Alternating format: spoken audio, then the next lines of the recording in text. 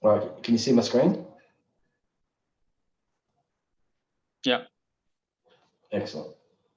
All right, so we always start with this slide here, and essentially where we set the audience is that not so different to Elon Musk, who reuses rockets because throwing away rockets all the time is too expensive.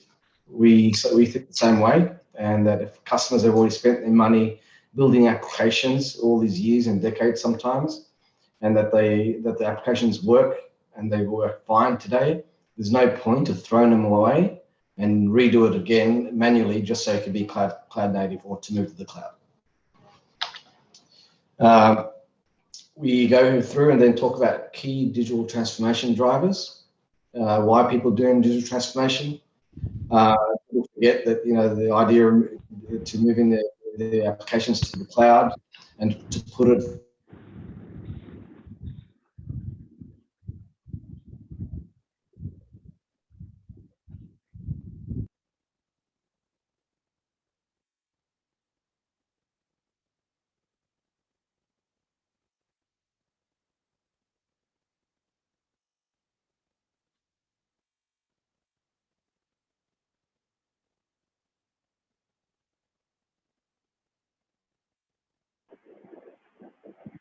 Hi, Karim. We kind of lost Karim, right? Yes.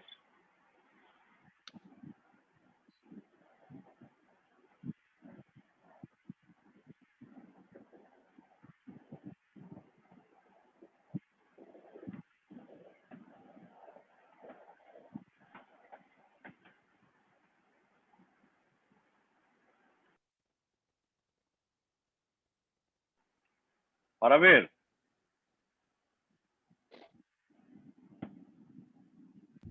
Hello Arfe. Hello, হ্যাঁ বলেন। ওই কমান্ডটা run করছিলা? হ্যাঁ, ওই কমান্ডটা run করছিলাম আমি। Run record. So you on essentially this slide, yeah? Yeah. Yes. All right, cool. All right, so let me start the slide again. So essentially this second slide here talks about the drivers for digital transformation. We talk about helping customers achieve new revenue lines and added value services. And that's because the process of containerization frees up resources that the customer would otherwise be spending on IT and upgrades and maintaining the environment, because you could automate containers and to update. Previously untapped data can now be monetized. For example, businesses might have their environments across several different platforms, cloud, on-prem, someone else has got something, but they're all data that the customer could utilize to actually monetize.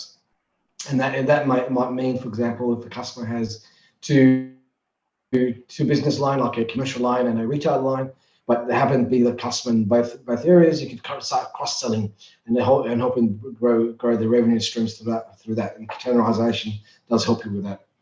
Enhances customers' reach.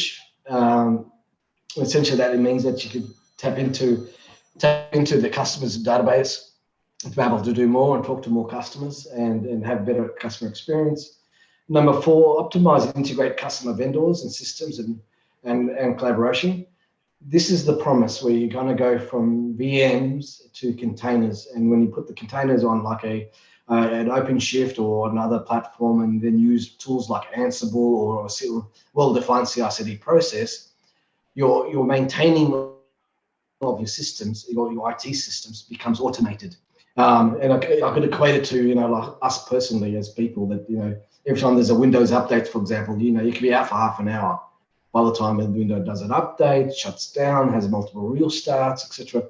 Now, if a bank has 5,000 applications, 15,000 applications, and have to do updates for each and every single application, you can imagine how much time and consuming that is. By having them as containers, essentially what will happen is, using those runtimes, the system will automatically manage all those updates and patches, security patches, etc. That frees up the IT team to be able to go and do what they need to do, which is innovate, come up with new products, come up with new services that the customer then could grow their revenue line. Speed and efficiency, customer responses, again, that's tapping into the data that the customer's got and becoming a lot more quicker to work out where the problems are and how to monetize. And efficiencies and costs, effective and efficient cross-organization collaboration. You can now start talking to, there's no more silos. The containers helps facilitate the breaking down of those silos. Then I'll go into this slide here. You guys still with me? Yes. Cool, just checking. Then I'll go to this slide and I kind of then give a picture around, so what are the options? What are the options today that customers have to modernize their applications? And today there's conventional, which is rebuilding applications from scratch, which is very expensive. Applications sometimes could cost $2 million to rebuild from scratch because it's cost you $2 million, and historically speaking, to build the application in the first place. And the other thing is, why would you want to throw away your applications? But essentially, the conventional way requires you to throw away your legacy applications, rewrite those applications from scratch. When that's too expensive, some customers then who are still pursuing a cloud native approach or container approach will then utilize encapsulation like VM Tanzu or Google Anthos to be able to encapsulate the environments and move them to the cloud.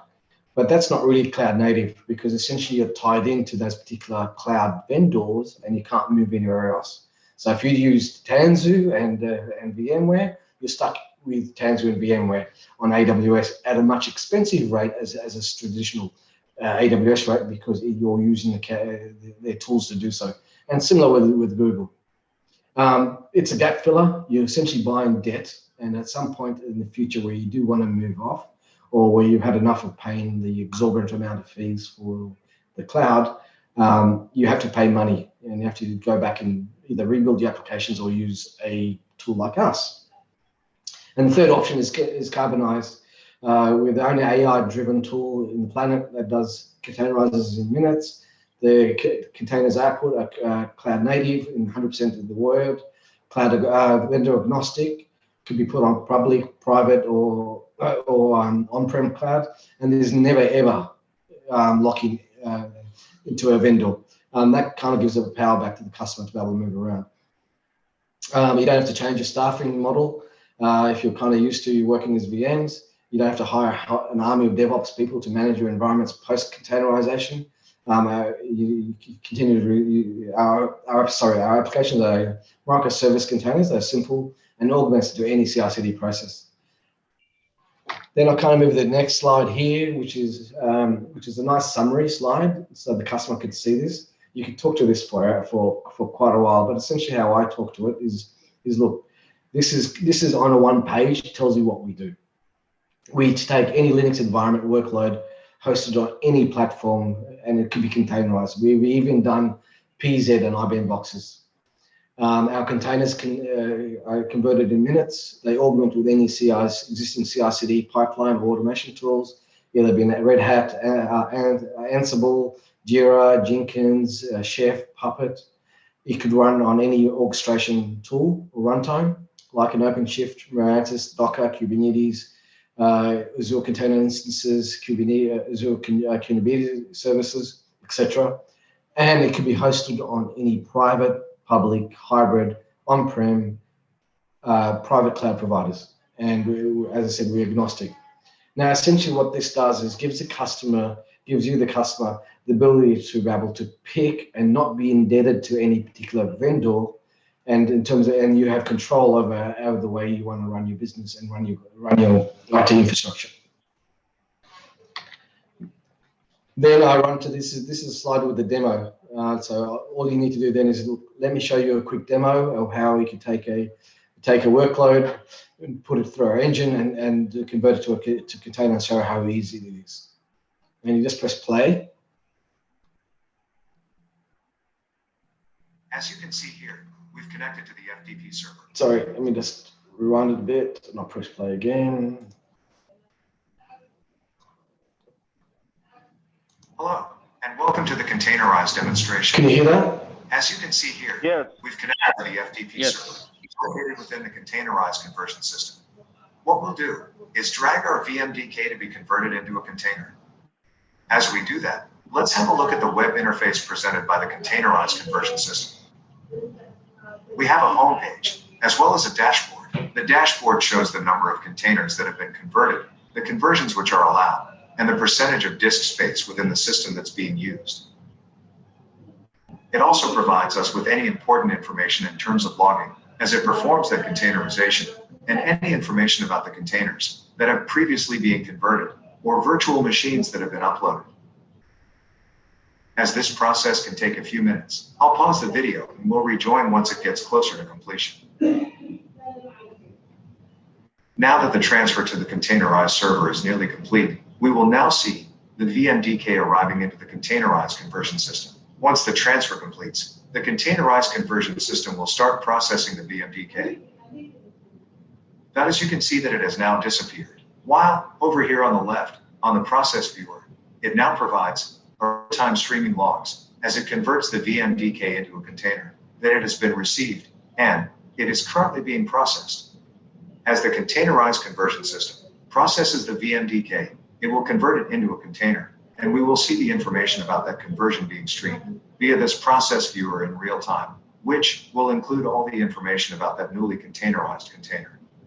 In a short while, the process viewer will show us the real-time streaming logs of that VMDK being converted to a container, where we will see all the information that's presented to us. What we see here is the details of the VMDK that was sent to us, the SHA-256 hash of it, the name that is now given as a container.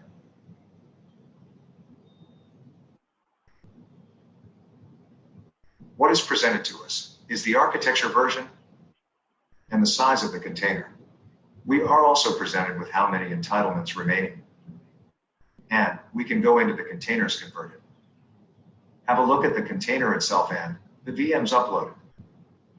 We can see the time and date of the VM, when it was received by the system, and when it was converted, the original name of that VMDK, and also the MD5 of that VMDK, which is helpful to ensure that the MD5 received by the system is the same MD5 sum as that from when it was sent.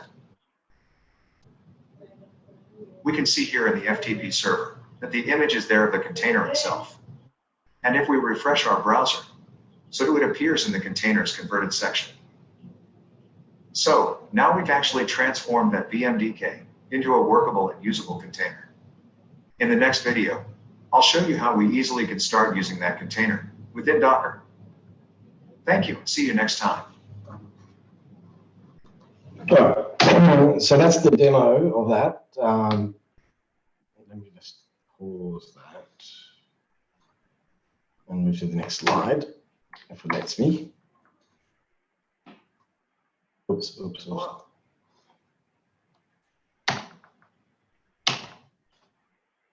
Give me a sec. Let me just unshare that. Oh, here we go. That's done. Okay. We are, by the way, guys, we're building new recorded demos that would actually most modern ones, but this essentially what you saw there is how the engine converts to container. Then what I talk about once I've shown the demo is so when we convert container your workloads to containers, we also do a vulnerability scan on those containers. And we also do a malware scan of those containers, and we provide you those reports for you to be able to make your changes to if there's any vulnerabilities in your application. We also do cyber threat hunting, and the idea of what we do this is so that when you carry over your container into your new environment, that the foundations are solid, and you know exactly what your container has and hasn't, and it gives you the ability to correct any vulnerabilities that you may have in the application. Then I'll go through some. Okay. Then I'll go through and talk about monolithic apps. This is kind of where you kind of talk around, look, finding skilled DevOps staff to build microservices from scratch is difficult anyway and expensive, and you wouldn't want to do it. Increasing hiring or outsourcing cost and additional time. Why would you do it when you can just convert using our AI conversion system for your containers? Also, container sprawl. The way they're building containers now in the new way is kind of essentially all the microservices are built out as containers. So you end up starting from one VM, you end up with essentially one VM with 20 microservices. Essentially end up being 21 individual containers, which then you have to manage, which is also not a most effective way of managing your containers, and also requires a lot of more manpower and a different set of skills in your organizations, or you have to outsource it to people who do it for you. Difficulty in choosing what to deploy on. Because of the way it's done, we're agnostic. So we take away the difficulty of making choices. We could fit on any runtime, any cloud, and any orchestration tool. Addressing the middle ground, your monolithic legacy VMs. Every business has them. Legacy VMs are years in the making. They would take time and energy. Why throw them away? Disregard them. Use our environments. Time reduction. Customers and like the banks and telcos and all that, they have thousands of microservices in their business to manage. Why do that? Using our containerized engine enables them to be able to convert those, refactor those into applications, cloud native applications quite quickly, and you get all the advantages that comes with containerization. Portability, again, you can shift your one container to anywhere you want, either from cloud back to on-prem to cloud and back to on-prem, because it's quite portable, and you can do that without any hassle. Our system, your system contains software vendors' applications and configuration that become microservices in a minute. And essentially, this is where I start talking about your fist. And I say, look, if you look at your hand, and if your hand's the application, and all your fingers are all the microservices, when you convert using our containers, it converts across, and either you could run them as an application with 5 microservices, or you could run individual microservices on their own if you choose to. And that's the power of our containers. We also talk about proprietary software in the cloud. When you build custom configuration, or you've lost the source code and you don't know where to start, again, we don't care. It's lost source code, no code. Our application, our engine doesn't discriminate. It will be able to convert them to clouds. And then the other portion is also talk about the 5 edge and edge devices.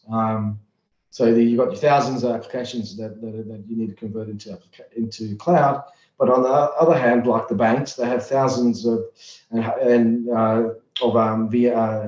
Internet of Things that are out there, and they're all dumb devices where all they do is continually stream back to the data farm, then wait for instructions to do things like turn or for a camera or move around. Whereas now the ability to build your applications in a VM, convert them to container, and drop the container onto the camera on the edge devices operating system, and most of them have capacity, way more capacity. They have not using all the computing power, but essentially that turns a Internet of Things device into a smart device, and then all of a sudden the application at the front can now start doing a lot of the thinking, a lot of the calculations at the front, rather than go back to the data center to do all those crunching. So that enables also to reduce costs and also make your Internet of Things more efficient and more smart and intelligent. Then I'll go through and talk about some of the use cases. Again, it's rehashing what we've kind of already talked about, but bringing life to the old legacy. Using the bank's old 20-year-old HR systems and convert them into cloud-native containers. Essentially, you refactored that old legacy application into a much modern architecture that you can get years more of life out of it. Deployment options, obviously, you can deploy where you want now with our containers. It's agile, portable. You can move it and put it on any hosting environment, on cloud, on-prem, or both, or hybrid.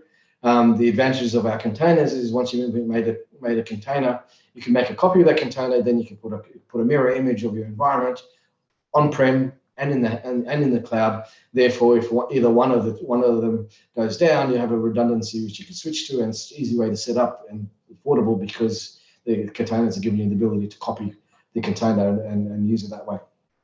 the middle ground, essentially, you know, moving all those applications that customers would probably, you know, not move them because of the cost of complexity. Now gives a you know, customer ability to move them and automate how they want to manage those applications. And we chat about the edge device and containers, and use your workforce. A lot of the, you know, your people already know how to use those applications, how to update those applications, how to manage those applications. Why are you rebuilding them from scratch? Bring a whole lot of new workforce in it to do the same thing that your existing workforce do. Now it gives us the ability with our containers, ability for your workforce to continue to manage and work with those applications how they always have done day in, day out there in their normal functions as managers and service managers. Then I brought this back in again just so I could bring the customer back. And at this point, I'd take a breath, ask if they have any questions. But then, you know, reinstate that we take any application sitting on anything that is Linux based. We take minutes to convert it using our application. You can then move it and augment it to any CI/CD pipeline automation tool. Put it on any runtime orchestration software to manage it, and you can put it on any private or public cloud that you may want to choose from. And then I'll go back to here and some of the advantages of containerization. Again, we move all the applications in on any platform, and then you can move it to any platform or any orchestration tool that you need to. Then I go through here. That kind of helps summarize building from scratch versus, you know, using our tool. On the right-hand side, kind of gives you the timeframes. So really, when a customer starts to make a decision about moving an application and wanted to rebuild it from scratch, they generally either themselves or hire someone else to go through and understand the business architecture, and there's all these steps they need to go through that. That could take 1 to 3 months. They want to create application architecture so that before they even start planning it, and do some performance testing, that could take another 1 to 3 months. Then they need to get a project management to hire a staff, put the DevOps people in, and that could take another few months. Then they start at the application development using microservices, could take 1 to 3 months.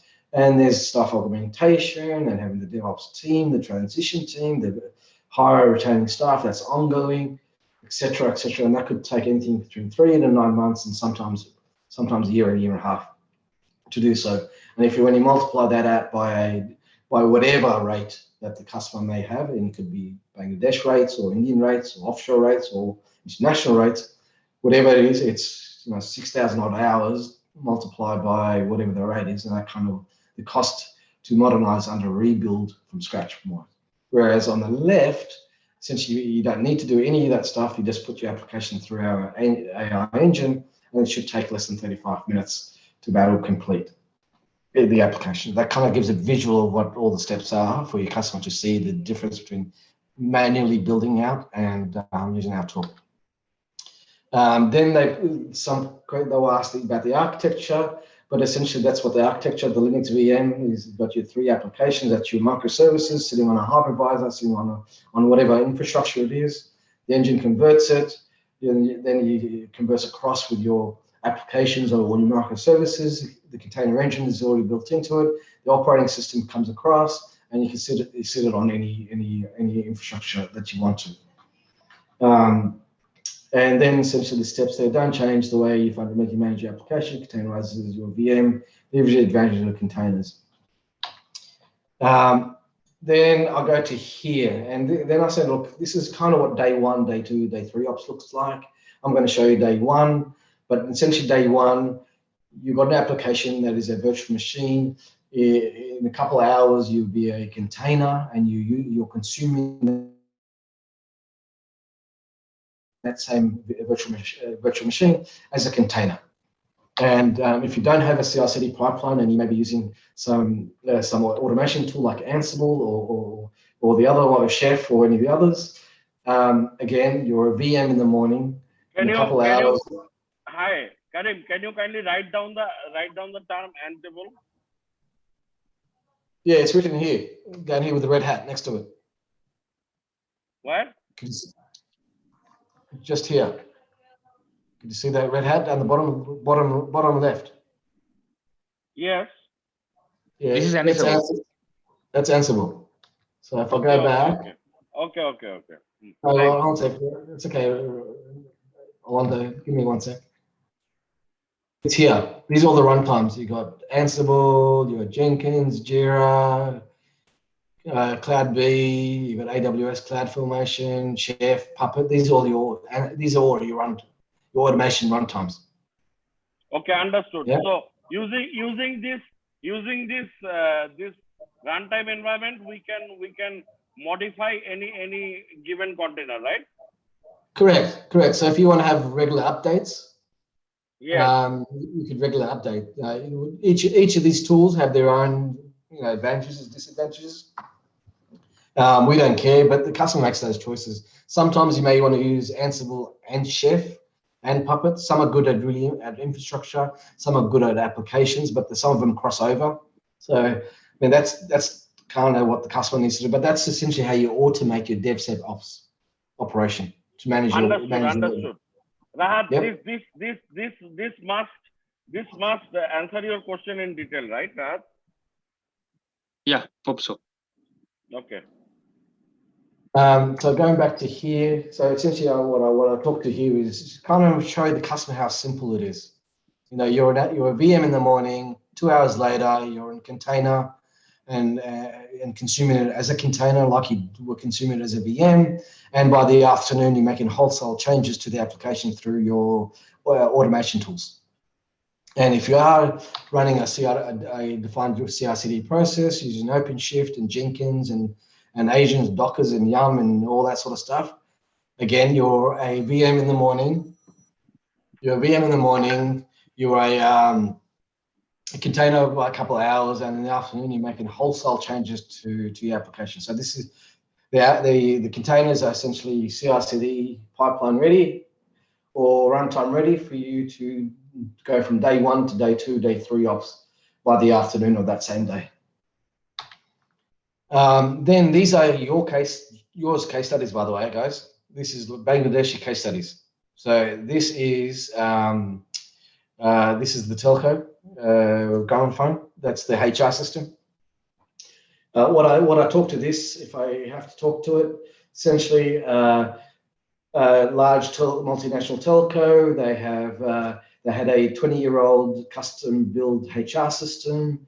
They had a GSI trying to upgrade it for 9 months without success. They were able to convert that legacy application into a cloud-native container inside 57 minutes, and it was 125 gigabytes. They were able to load it onto Docker in under 5 hours and consume it as a container versus the VM.